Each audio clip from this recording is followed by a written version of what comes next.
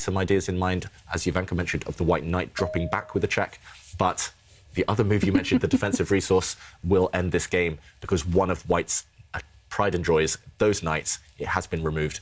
Now white only has two potential attackers, the queen and knight, and faced with several defenders, it's not going to be enough.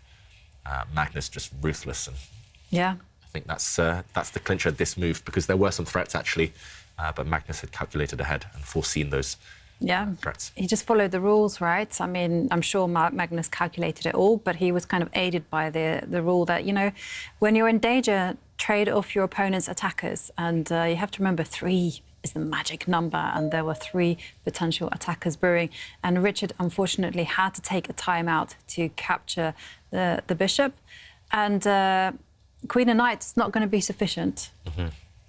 Yeah, white, for example, can step back with his knight and give check, but it's only going to be 1 check really, and Magnus here actually has a choice on the menu.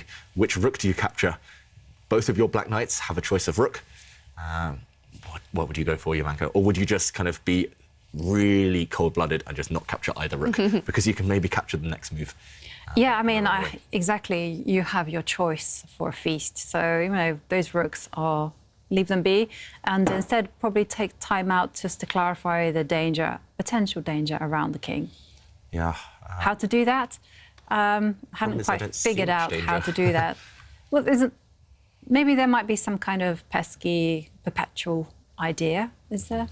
Knight checking and then going back and then threatening checkmate. Let's try and show this just while Magnus tries to figure out the final touches. Maybe we can keep an eye on the players because we might see a reaction any moment now.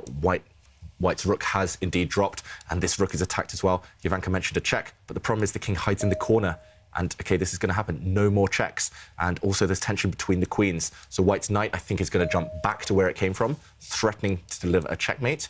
But maybe black can deal with this in a few ways.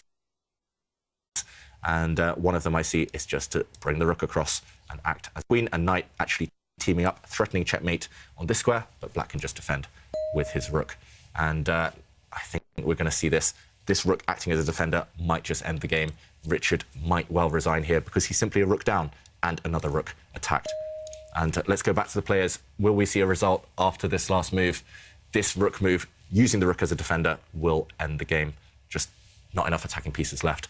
Richard now, he's down a rook and he's down 2 pawns, and there we go. He does resign. Wow, he resigns after 29 moves against Magnus Carlsen. I think I saw a slight smile on the world champion.